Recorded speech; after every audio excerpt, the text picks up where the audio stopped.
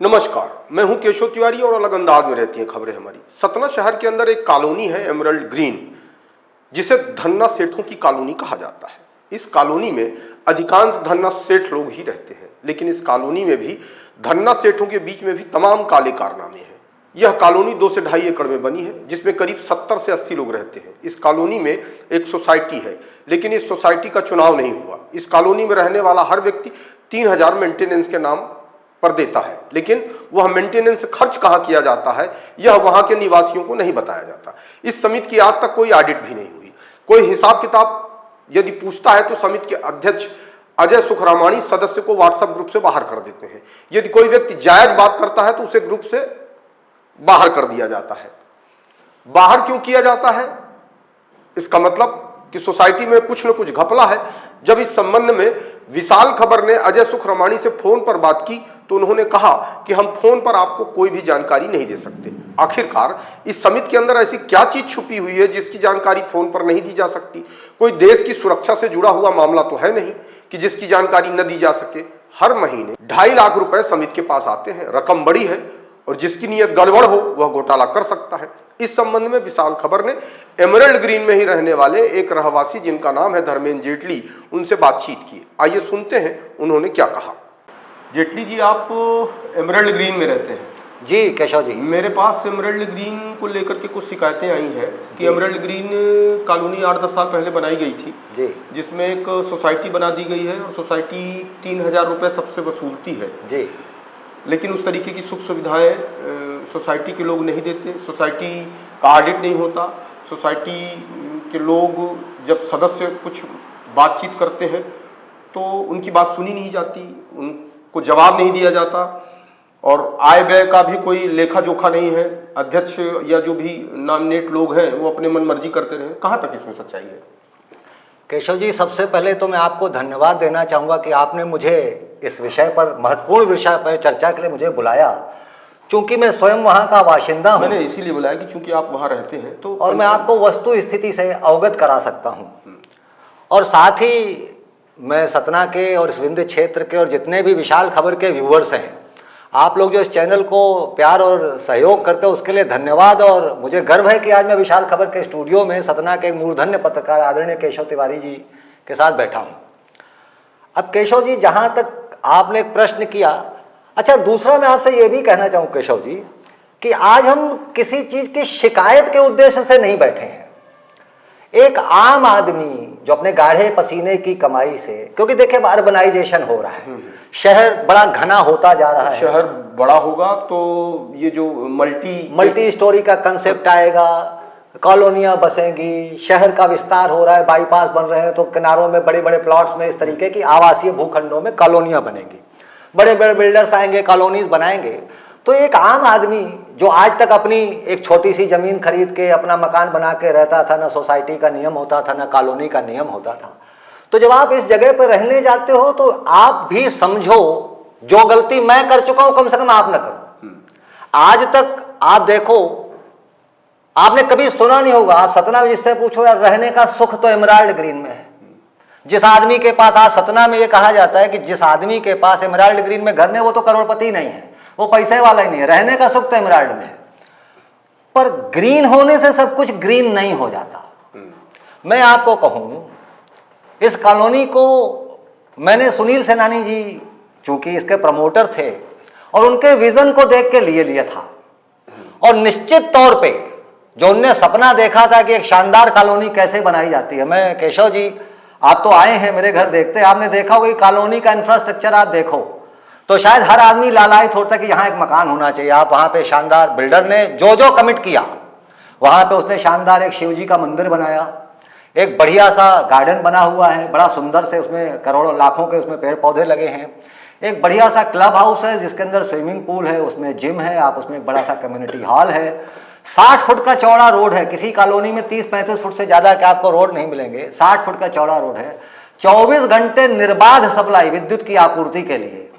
अगर जो common area में जो लाइट्स हैं या पार्किंग में लाइट्स है या सीढ़ियों में जो लाइट है, तो लाइट चली जाए तो आपको पता भी नहीं चलेगा कि लाइट चली गई, तुरंत जनरेटर ऑन हो जाता है। पर अब हुआ क्या, जब यह सोसाइटी बनना चालू हुई ये करीब 2.5 एकड़ के वर्ग फुट क्षेत्र में फैली हुई कॉलोनी है केशव जी। तो जब ये कॉलोनी बनना चालू हुई तो पहले ड्यूप्लेक्सेस बने और एक मल्टी स्टोरी टावर बना। एक टावर में करीब 24 फ्लैट होते हैं और करीब 40 के आसपास आप मान के चलिए सिंगलेस ड्यूप्लेक्स हैं। अब फिर दूसरा टावर बना तो उसमें भी 24 फ्लैट हैं, 48 फ्लैट हो गए।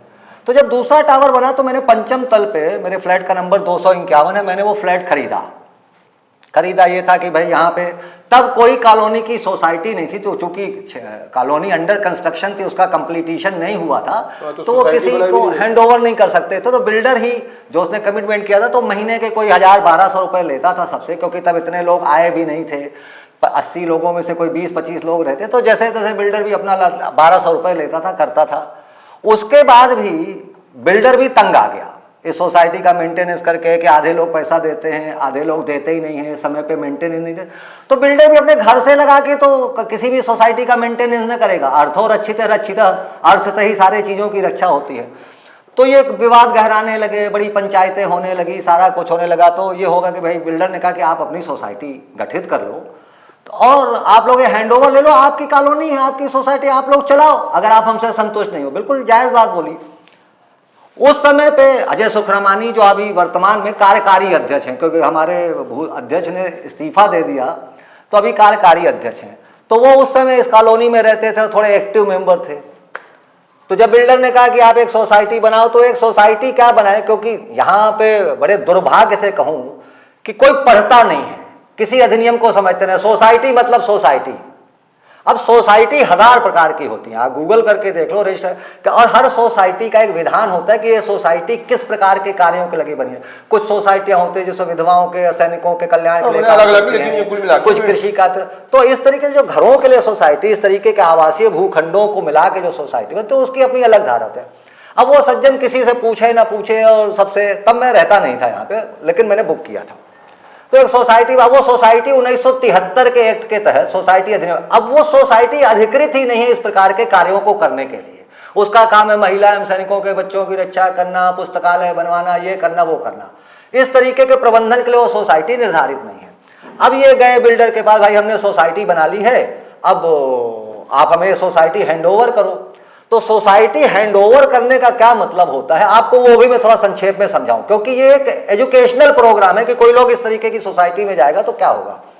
तो हैंड ओवर करने का मतलब क्या होता है कि अब तक इस परिसर की जितनी भी संपत्ति है, अब 2 प्रकार की संपत्ति होती है, एक तो निजी संपत्ति हो जाती है और एक सार्वजनिक संपत्ति होती है। इस तरीके की संस्थाओं में निजी संपत्ति क्या, आपने एक ड्यूप्लेक्स खरीदा, 1200-1500 स्क्वायर फुट उसकी जमीन है, उसके जमीन की आपको एक ऋण पुस्तिका अधिकार पत्र मिल गया, वो भूखंड आपका हो गया। ठीक, हमने बिल्डिंग में फ्लैट खरीदा, तो अब बिल्डिंग में हमारा फ्लैट 5वें तल पे है, न मेरे पैरों के नीचे जमीन है, न मेरे ऊपर आसमान है, न बगल की दीवारें मेरी हैं। वो जितना एरिया छेका हुआ है ना, मैं उस हवा में मैंने रजिस्ट्री कराई हुई है। वो बिल्डिंग किसी न किसी भूखंड पे बनी है। ऐसे ही सारे जो फ्लैट होल्डर, न केवल मेरा, सबकी रजिस्ट्री उस हवाई क्षेत्र की है, जिसको सुपर बिल्टअप एरिया बोलते हैं, जिसमें आपका अपना कुछ नहीं है। तो उस एरिया की हो गई। अब वो बिल्डिंग किसी न किसी भूखंड पे बनी हुई है, और ये बिल्डिंग कोई जन्मों तक तो चलेगी नहीं, गीजा के पिरामिड तो है नहीं कि हजारों साल तक चलेंगे। एक दिन 35 साल, 40 साल, 50 साल बाद ये बिल्डिंग जरा जीर्ण होगी, फिर इसको रिकंस्ट्रक्शन की नौबत आएगी। तो जब हम ये प्रक्रिया करेंगे तो सबसे पहले कि जमीन किसकी है, तो जमीन तो हमारी है नहीं। तो ये जो हैंड ओवर टेक ओवर होता है इसमें, तो क्या होता है, जब सोसाइटियां बनती है इस तरीके की कॉलोनी, तो हर घर से एक मुश्त राशि की मेंटेनेंस की रकम जिससे निकाली जाएगी, चलाए जाएंगे। तो ऐसे एक एक घर से करीब 80,000 90,000 की एक रकम ली गई थी।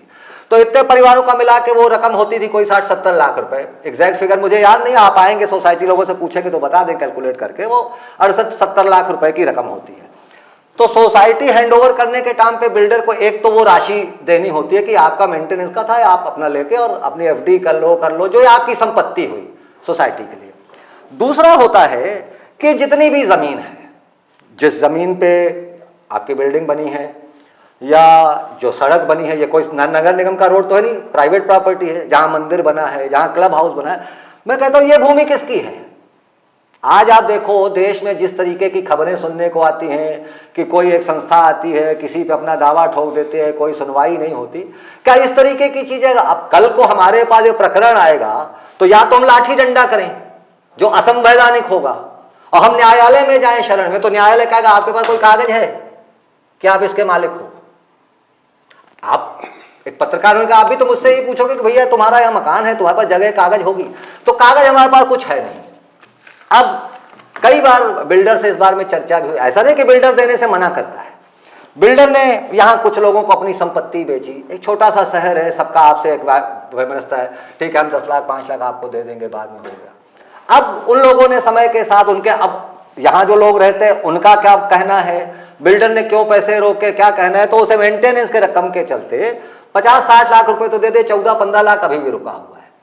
मैं इस ग्रुप में अक्सर नहीं रहता हूं, मुझे इस ग्रुप में, इस कॉलोनी में एक विवादी व्यक्तित्व माना जाता है, जो मैं हूं भी। विवादी इसलिए कि जो देखता हूं वही कहने का आदी हूं, इसलिए मैं शहर का सबसे बड़ा विवादी हूं। अगर 79 लोग सर अपने अधिकार के लिए नहीं लड़ते हैं तो मैं गरीब आदमी हूं। मेरी माँ इस शहर में चाय बेचती थी चवन्नी की, मैं जैसे तैसे करके धनाढ़ लोगों की कॉलोनी में आया। एक मेरा बेटा है, आज सोसाइटी में मैंने मकान लिया, आज मेरी सोसाइटी के जो फंड है वो नहीं है पता, ये संपत्ति किसकी है, कल मैं मर जाऊंगा ये बिल्डिंग का, तो मेरा बेटा तो रोड पे आ जाएगा। मेरे पास ना कोई इतनी बड़ी पूंजी है कि मैं शहर में कि चलो जब ये निस्तार होगा चलो मेरे 4 बंगले और है तुम वहां रह लेना, ले दे के मेरे पास यही एक घर है, वो भी बैंक के जिसके भी किस्तें पूरी नहीं हुई, चल रहा है कर्जा।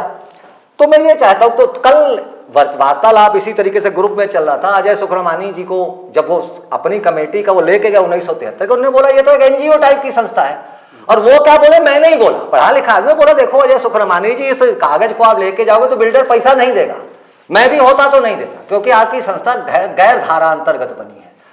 तो इन लोगों ने, कुछ लोगों का एक समूह काम करता है जो मुखियागिरी करने का, उन लोगों ने ये फैलाया कॉलोनी में कि ये तो बिल्डर का आदमी है, ये तो बिल्डर के पास नौकरी भी करता था, ये तो बिल्डर से पैसा न मिले तो बिल्डर की तरफदारी करता है। मैं कभी बिल्डर की तरफदारी नहीं करता, मुझे क्या जरूरत है, मेरा भी घर है, अगर पैसा आएगा तो मेरे हिस्से में नहीं आएगा क्या।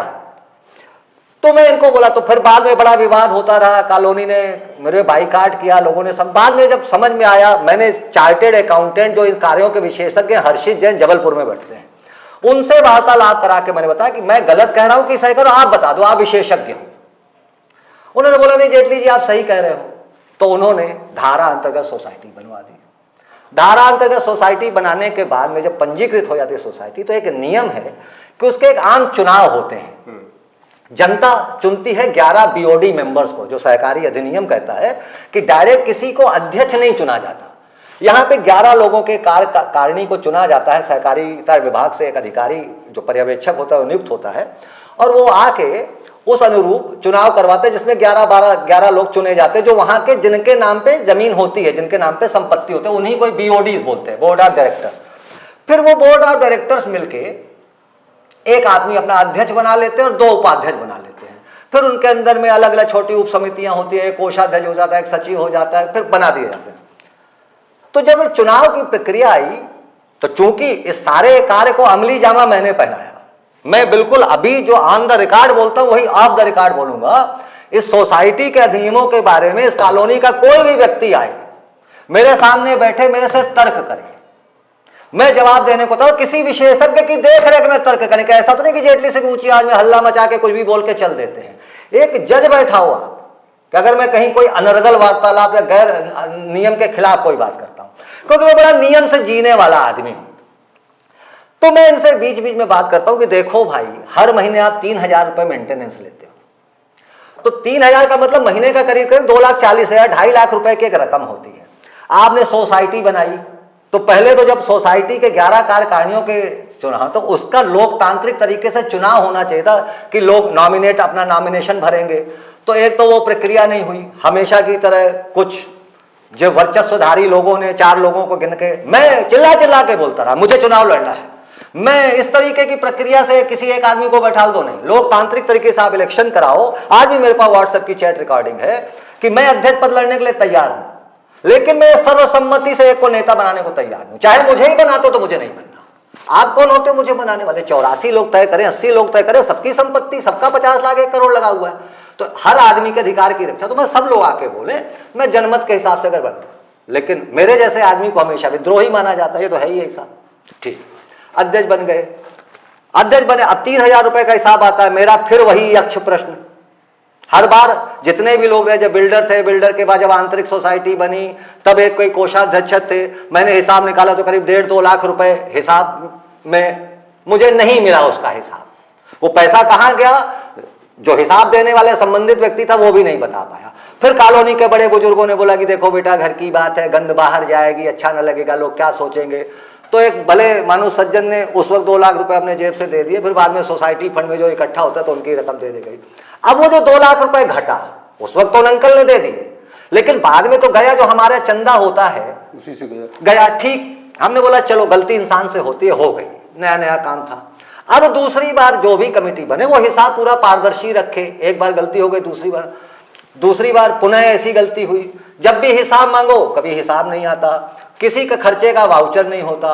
यहाँ पे जो पद पे बैठे लोग हैं, वर्तमान अध्यक्ष अजय सुखरमानी जी, अमित आहूजा जी, मैं नाम लेके बोलता हूँ, मैं जाऊंगा शाम को, बड़ी हिकारत भरी नजरों से मुझे देखा जाएगा कॉलोनी में, तो मेरा कद मेरे आंखों के अंदर है, मैं किसी दूसरे के कद में अपनी तस्वीर को संवारने की कोशिश भी नहीं करता। तो ये खुद पद पे रहते हुए अध्यक्ष उपाध्यक्ष ये 3-3 महीने से अपना मेंटेनेंस नहीं देते दिए, और पूरी कॉलोनी से मेंटेनेंस आप किस नैतिकता से मांगते हो? आप जब इनसे पूछोगे तो बोलेंगे जेटली ने खुद 10 महीने से मेंटेनेंस नहीं दिया, पिछले बार दिया। यस, मैं झूठ नहीं बोलता, मैंने 10 महीने तक मेंटेनेंस नहीं दिया। क्यों नहीं दिया?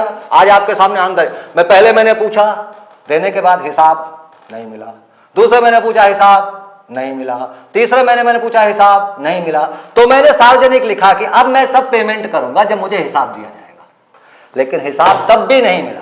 फिर कॉलोनी के कुछ वरिष्ठ हैं, बड़े बूढ़े हैं, जिनकी मैं इज्जत करता हूं, वो आए कि देखो बेटा, कॉलोनी का काम तो पैसे से ही चलेगा, एक एक करके लोग नहीं देंगे तो कैसे चलेगा, तुम मेरी बात रखो। कुछ लोगों का सम्मान करता हूं मैं, ठीक है, मैंने तुरंत 27,000 9 महीने के होते थे निकाल के दे दिए, मैं कभी कॉलोनी के ग्रुप में नहीं रहता। फिर अभी 2-4 दिन पहले ये बात हुई, एक नए, जब पुरानी अध्यक्षा थी हमारी, उन्होंने इसी हिसाब किताब की पंचायत के चलते कि मेरे से हिसाब मांगते हैं, ये है वो है, उन्होंने हिसाब न दिया तो उन्होंने त्याग पत्र दे दिया। अभी उनका त्याग पत्र रजिस्ट्रार संचालक मंडल भोपाल से स्वीकृत होकर आया है कि नहीं आया ये भी नहीं पता। दूसरे उपाध्यक्ष ने अपना पदभार भी ग्रहण कर लिया। खातों में, जिन खातों में बैंक राशि जमा है, अगर भूतपूर्व उपाध्यक्ष ने इस्तीफा दे दिया तो आप बैंक को भी तो जाके इंटीमेट करोगे कि अब ये आदमी सदस्य पद पर नहीं है, कृपया इनके अब हस्ताक्षरों को निरस्त किया जाए, और अब ये एक जनता का पैसा है, आपको हिफाजत करके तो चलना पड़ेगा।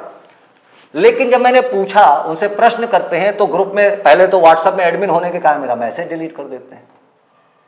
जब मैं लिखता हूं कि अनैतिक है आप अध्यक्ष होते हुए किसी, मैं कॉलोनी का मेंबर हूं, मैं यहां किराए पे नहीं रहता हूं, मेरा अधिकार है, सोसाइटी अधिनियम 1963 मुझे अधिकार देता है कि कोई भी सदस्य किसी भी वक्त अपने खातों की, अपने दी गई अंश राशि की जांच कर सकता है कि है कि नहीं, पर यहां कुछ नहीं होता। दूसरा, जब भी यहां पे लोग पदासीन हो जाते हैं, यहां पे जनरेटर है, जनरेटर किस लिए है कि जब लाइट चली जाए तो कॉमन एरिया की लाइट जले।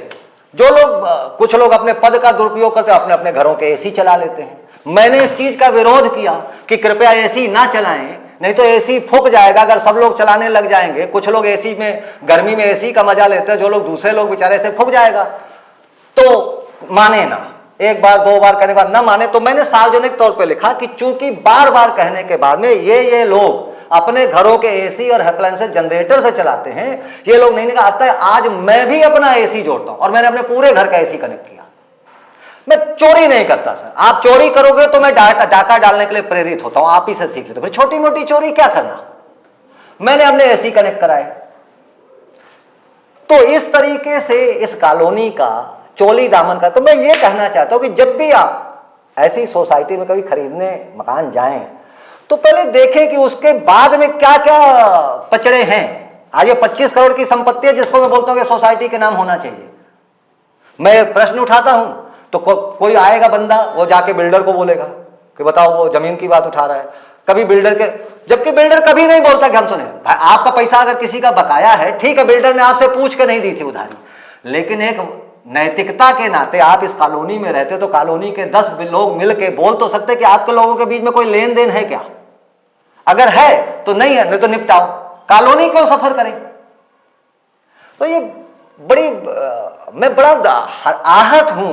It is why dead. और सतना में लोगों को बोलता हूं, जो लोग सपना देख रहे हैं उस कॉलोनी में घर लेने का, मैं आपसे बोलता हूं कभी मत लो। यहां पे कभी भी ये जितनी कॉमन प्रॉपर्टी है, कोई भी संस्था के कब्जा कर ले, कोई बाहुबली कब्जा कर ले, आपको निकलने के लिए गली ना मिलेगी। जो 1 करोड़ का फ्लैट है कोई 1 रुपए में ना खरीदेगा।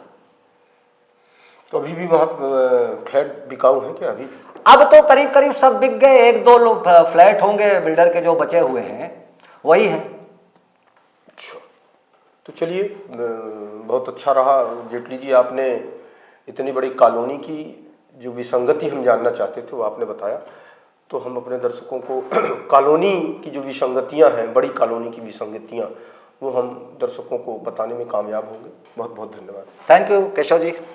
आपको हमारी खबरें कैसी लगती हैं कमेंट बॉक्स में आके कमेंट कर सकते हैं, लाइक कर सकते हैं, शेयर कर सकते हैं। और यदि आपको हमारी खबरें अच्छी लगती हैं तो विशाल खबर चैनल को सब्सक्राइब कर हमें अपना आशीर्वाद जरूर प्रदान करें।